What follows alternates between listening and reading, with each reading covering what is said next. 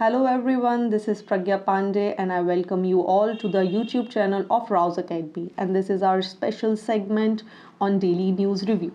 So in our previous video I have asked few questions, so let's see their solution first. And the first question was World AIDS Days observed on which date, and correct answer is 1st of December. Next question was what is ransomware? So ransomware is a malicious software which includes extortion or ransom.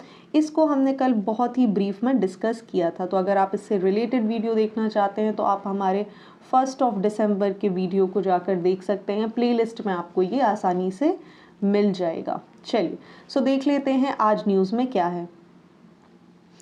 पहली news यहाँ पर बोल रही है कि जो मध्य प्रदेश के chief minister है मिस्टर शिवराज सिंह चौहान, उन्होंने अनाउंस कर दिया है कि वो एक पैनल को गठित करेंगे, यहाँ एक पैनल को फॉर्म करेंगे जो यूनिफॉर्म सिविल कोड को स्टेट में इम्प्लीमेंट करने के लिए कार्य करेगा। ठीक है, चलिए तो देख लेते हैं यूनिफॉर्म सिविल कोड आखिर है क्या। देखिए यूसीसी की जब हम बात करते हैं तो ये एक लॉ, एक कंट्री का एक लॉ बनाने की बात करता है। कैसा लॉ? जो कि हर धर्म के ऊपर एप्लीकेबल होता है, हर कम्युनिटी के ऊपर एप्लीकेबल होता है, चाहे कोई भी मैटर हो, चाहे मैरिज के बारे में हम बात कर लें, डिवोर्स के बारे में बात कर लें, इनहेरिटेंस, अडॉप्शन या कुछ भी, सारी चीज़ें एक ही लॉ के अंदर आती हैं which is UCC known as uniform civil code. चलिए तो अब बात कर लेते हैं कि भाई इसका मेंशन हमारे कॉन्स्टिट्यूशन में कहाँ है। तो पार्ट 4 जो डील करता है डीपीएसपी से, वहाँ पर आर्टिकल 44 में ये बात कही गई है। आर्टिकल 44 यहाँ पर क्या बोल रहा है कि जो कि हमारा राज्य है, हमारा भारत है, उसमें पूरे क्षेत्र में नागरिकों के लिए एक समान नागरिक संहिता लाना, मतलब to secure uniform civil code throughout the country. तो ये इसके बारे में छोटी सी इन्फॉर्मेशन। अब क्वेश्चन आ जाता है कि अभी तक ऐसा कोई स्टेट है इंडिया में जिसके पास यूनिफॉर्म सिविल कोड है? जी हाँ, Goa is the only state in India जिसके पास यूनिफॉर्म सिविल कोड है, इर्रिस्पेक्टिव कि कास्ट क्या है, कम्युनिटी क्या है, रिलीजन क्या है, जेंडर क्या है, कुछ भी, सभी के लिए एक ही समान लॉ यहाँ पर बताया गया है। चलिए तो नेक्स्ट आर्टिकल की तरफ बढ़ते हैं।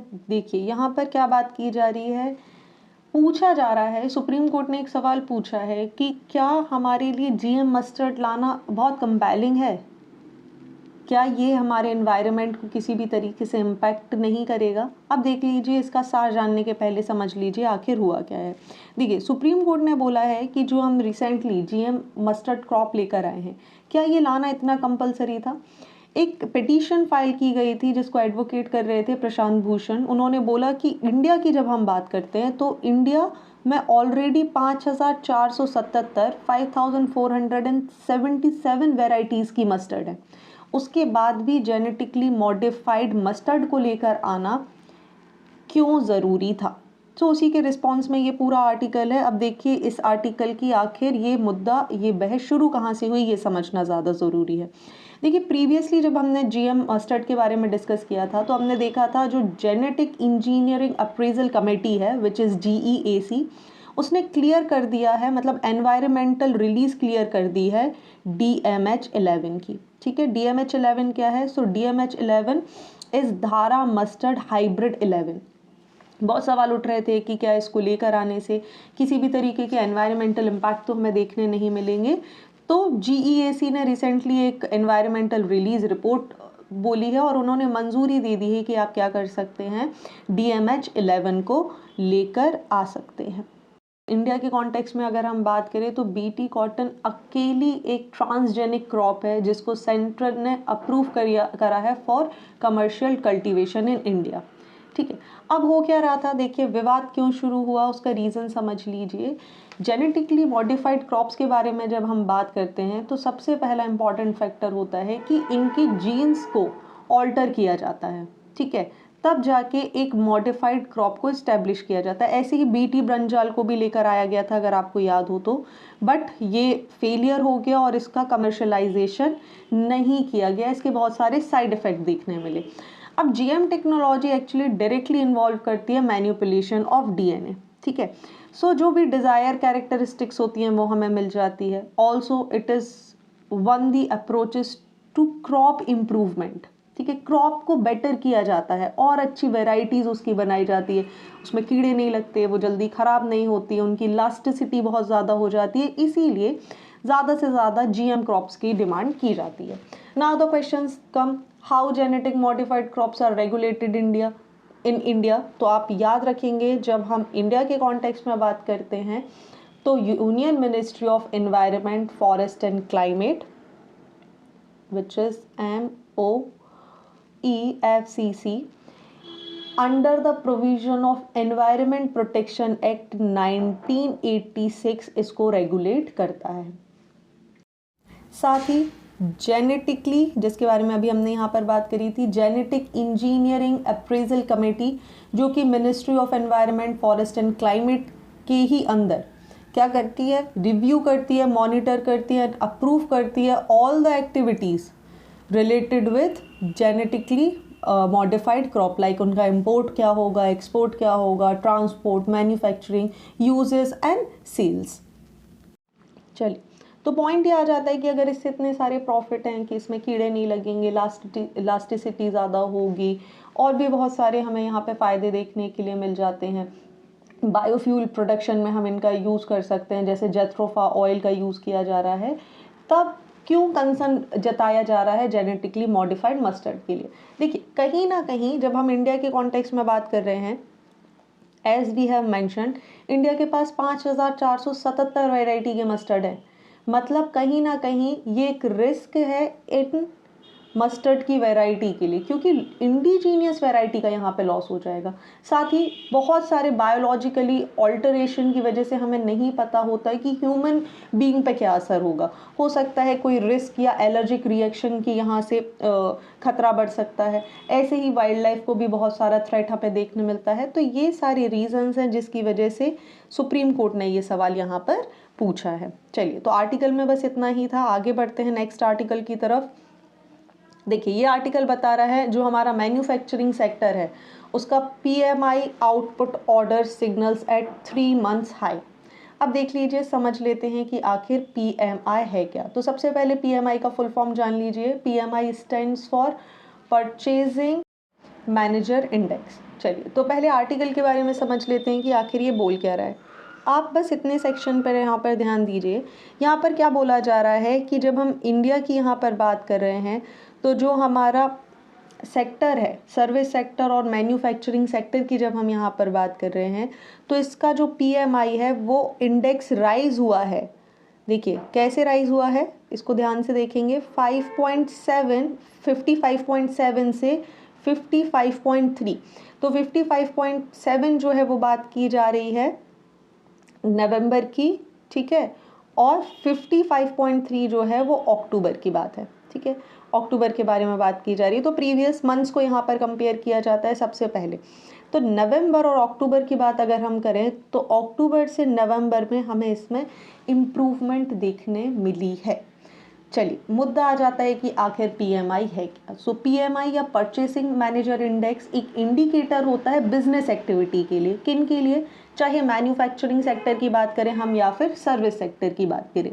ये बेसिकली एक सर्वे बेस्ड मेजर है जो कि रिस्पोंडेंट से पूछता है कि किस तरीके के चेंजेस हुए हैं बिजनेस में, क्या वेरिएबल्स आए हैं, एक मंथ के पहले बिजनेस कैसा चल रहा था या अभी कैसे चल रहा है, ठीक है। साथ ही ये क्या करता है, इन बेसिस को बनाते हुए एक तरीके का एक इंडेक्स रिलीज करता है और ये बताता है कि क्या आपके यहाँ मैन्युफैक्चरिंग इम्प्रूव हुआ है या फिर नहीं है, ठीक है। अब ये मैन्युफैक्चर और सर्विस दोनों के लिए काम करता है, दोनों के लिए सर्वे बेस्ड मेजर्स लेके आता है। तो ये दोनों इंडेक्स सेपरेटली यहाँ पर ये प्रिपेयर किए जाते हैं। अब जब हम PMI की रेंज के बारे में यहाँ पर बात करते हैं तो ये स्टैंड करता है 0 से लेके 100 तक। पॉइंट क्या हो जाता है, अगर 50 से ऊपर है, when a print is above means above 50, मतलब कि हमारी इकोनॉमी क्या कर रही है, एक्सपैंड कर रही है। अगर 50 से ऊपर है तो देखिए हमने यही पढ़ा था 55.7 एंड 55.3, तो डेफिनेटली वी आर एक्सपेंडिंग। लेकिन अगर यही स्कोर हमारा 50 से कम हो जाता है, दैट मीन्स हमारी जो इकोनॉमी है या जो सेक्टर है ये पर्टिकुलर, वो क्या कर रहा है, कॉन्ट्रैक्ट कर रहा है। लेकिन वहीं अगर सिर्फ 50 पे आके हम रुक जाएं, that means no changes, stagnant condition को ये डिनोट कर देता है। साथ ही अगर हम PMI की बात करें तो इसे प्रीवियस मंथ को कंपेयर किया जाता है। कैसे? जैसे हमने देखा नवंबर को किससे कंपेयर किया गया? अक्टूबर से। अब देखिए एक चीज़ यहाँ पर आपको समझने के लिए बहुत ज़्यादा ज़रूरी है कि अगर प्रीवियस मंथ से जिसको इसको कंपेयर किया जा रहा है, अगर ये उससे कम आता, जैसे यहाँ पर 55.7 है और यहाँ पर 55.3 है, this indicates that we are leading in a good direction. ठीक है, ये गुड इकोनॉमी को इंडिकेट करता है। लेकिन अगर यही सिचुएशन वाइस वर्सा हो जाती तो क्या होता? तो ये वाइस वर्सा सिचुएशन शो करती है कि आपकी इकोनॉमी सही डायरेक्शन में नहीं जा रही है। नेक्स्ट सवाल यहाँ पर आ जाता है कि इसको रिलीज करने या ये रिसर्च करने का काम कौन करता है? तो it is compiled bye IHS market for more than 14 economies world wide. All right, चलिए नेक्स्ट पॉइंट यहाँ पर आ जाता है कि इसका सिग्निफिकेंस क्या है, क्यों हम इस तरीके की इंडिकेटर्स को लेके आने की बात कर रहे हैं। तो देखिए रिलायबल एक्सपेक्टेशन शो कर देता है। आपको पता होता है कि आपकी इकोनॉमी कॉन्ट्रैक्ट कर रही है या फिर एक्सपैंड कर रही है, क्या सिचुएशन है, क्या बिजनेस आपका प्रॉफिटेबल रहेगा या नहीं रहेगा। साथ ही एक ट्रैकिंग इंडिकेटर का ये काम करता है कि अगर किसी को इन्वेस्टमेंट करना है, बिजनेस वर्ल्ड में एक तरीके का ट्रैकर है ये, है ना। एक रिलीज आ जाता है कि भाई देखिए यहाँ पे अक्टूबर में इस तरीके की सिचुएशन थी, नवंबर में इस तरीके की सिचुएशन है, तो लोग एक कंपैरेटिवली स्टडी यहाँ पे कर लेते हैं कि वेदर दे शुड इन्वेस्ट और नॉट। क्या जिस इकोनॉमी में वो इन्वेस्ट करना चाह रहे हैं या कोई नया मैन्युफैक्चरिंग यूनिट खोलना चाह रहे हैं, उससे किस तरीके की एक्सपेक्टेशन की जाए, इसका भी इंडिकेशन हमें यहाँ से मिल जाता है। साथ ही देखिए PMI को यूज़ करता है सेंट्रल बैंक इंटरेस्ट रेट को चेक करने के लिए, डिसाइड करने के लिए। ऑल्सो इसके अलावा इक्विटी मार्केट के मूवमेंट में भी इनका बहुत ज़्यादा योगदान होता है। ये इम्पैक्ट शो करते हैं बॉन्ड और करेंसी मार्केट में कि भाई अगर आपका मैन्युफैक्चरिंग यूनिट इंक्रीज हो रहा है, दैट मीन्स आपके यहाँ प्रोडक्शन इंक्रीज हो रहा है। तो ये वाइस वर्सा सिचुएशन और इंटर रिलेटेड सिचुएशन यहाँ पर हमें देखने को मिलती है। चलिए तो अब वक्त है एडिटोरियल का। तो आज के न्यूज़ में से ये बहुत अच्छा एडिटोरियल निकल कर आया है, काफ़ी खास है और आपको एक नए डायमेंशन में सोचने के लिए मजबूर कर देगा। क्या बोल रहे हैं? इसको लिखा है पीयूष तिवारी ने, जो कि CEO हैं सेव लाइफ फाउंडेशन, जो कि एक नॉन गवर्नमेंट ऑर्गेनाइजेशन है। क्या बोल रहे हैं? Safe roads for a greener more sustainable environment. बड़ा अजीब सा साउंड कर रहा है, लेकिन काफ़ी प्यारे पॉइंट यहाँ से निकल के आने वाले हैं। देखिए इन्होंने क्या बोला कि अगर हम रोड सेफ्टी की बात करें तो इंडिया में रोड सेफ्टी को इंश्योर करना बहुत ज़्यादा ज़रूरी है, क्योंकि अकेले 2021 में ही हमें 4,03,116 क्रैशेज़ या रोड एक्सीडेंट्स हमें यहाँ पर देखने के लिए मिले हैं। ठीक है, तो इसका एनवायरनमेंट से क्या लेना देना है?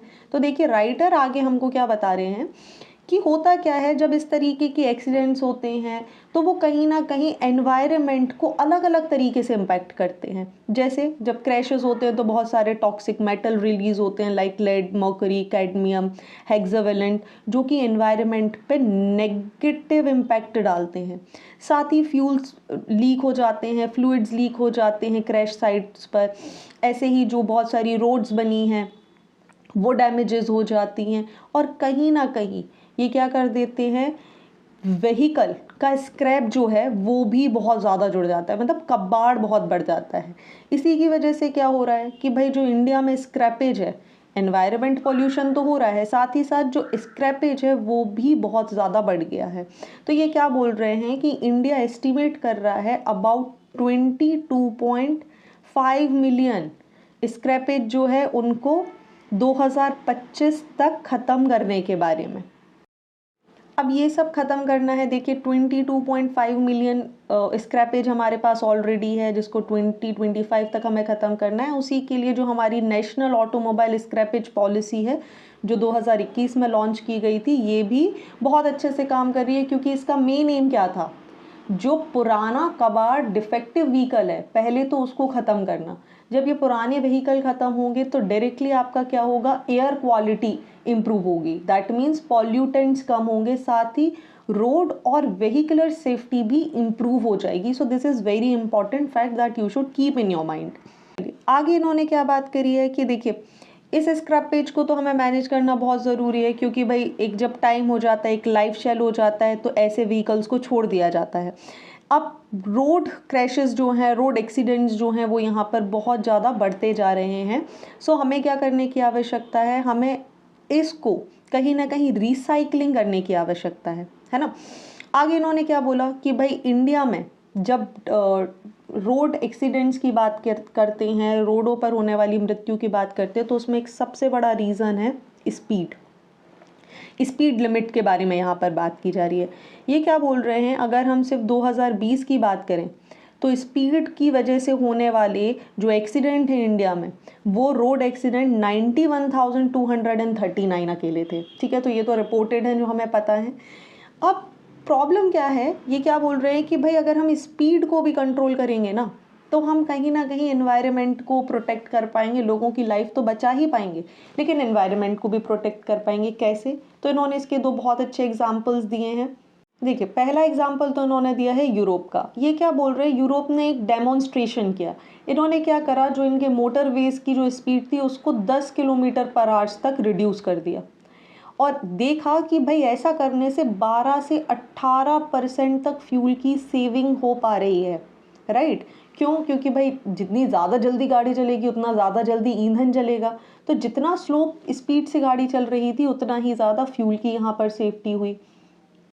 साथ ही इसी तरीके की एक और स्टडी का इन्होंने एग्जाम्पल दिया जिसे एम्स्टर्डम में कंडक्ट किया गया। एम्स्टर्डम में क्या हुआ कि जो स्पीड थी उसको 100 किलोमीटर पर आवर से रिड्यूस करके 80 किलोमीटर्स पर आवर कर दिया गया। हुआ क्या कि भाई इससे जो पार्टिकुलेट मैटर्स हैं, जो पॉल्यूटेंट्स हैं, वो रिड्यूस हो गए 15%, जिसकी वजह से एयर क्वालिटी बहुत सिग्निफिकेंटली इम्प्रूव हुई। तो स्टडी इस तरीके की शो करती हैं कि ये जो हाईवे की स्पीड है, limit of 96.5 kilometres per hour are 25% more efficient than limit of 120 kilometre per hours.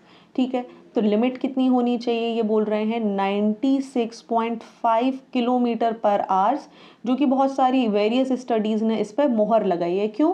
क्योंकि भाई ऐसा करने से आप एनवायरनमेंट को तो प्रोटेक्ट करोगे ही, आप बहुत सारी जो पार्टिकुलेट मैटर्स हैं जो एनवायरनमेंट में रिलीज हो रहे हैं उनको तो कम करोगे, साथ ही साथ आप फ्यूल को भी सेव करोगे, और क्योंकि लिमिट सेट होगी तो एक्सीडेंट भी कम होंगे। So everything is related with each other.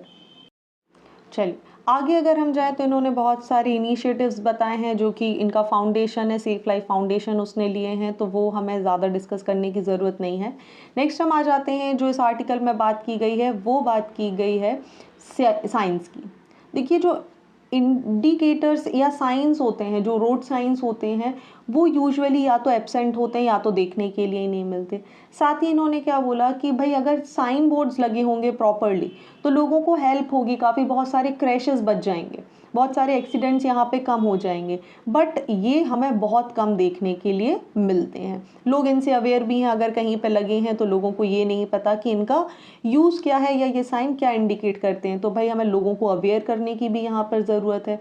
साथ ही ये बोल रहे हैं कि भाई ये जो इंडिकेटर्स यहाँ पर लगाए जाते हैं, जो साइन बोर्ड्स यहाँ पर लगाए जाते हैं, उसमें एस्बेस्टस का यूज़ होता है। ठीक है, अब एस्बेस्टस का यूज़ होता है तो वो एनवायरनमेंट फ्रेंडली नहीं है, लास्टिंग नहीं है। Rather what we should do कि हमें स्टील का यूज़ करना चाहिए, एल्यूमिनियम का यूज़ करना चाहिए, कि कोई क्रैश होता है, ये टूट जाते हैं या कुछ भी होता है तो हम इनका रिसाइकिल कर सकते हैं।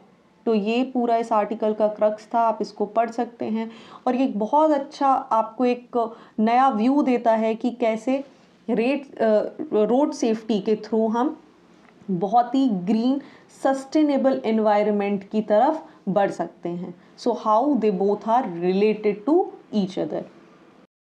So it's time for current oriented one liners, and first news is the International Lusophone Festival of Portuguese is to be held in Goa. Next is Uttarakhand has hired McKinsey, a global management consultancy, to help in achieving the target of doubling its gross state domestic product in the next 5 years. Next, Japan's space agency JAXA has announced that it has successfully used steam to propel its spacecraft, which was launched as one of the payloads about NASA's Orion spacecraft.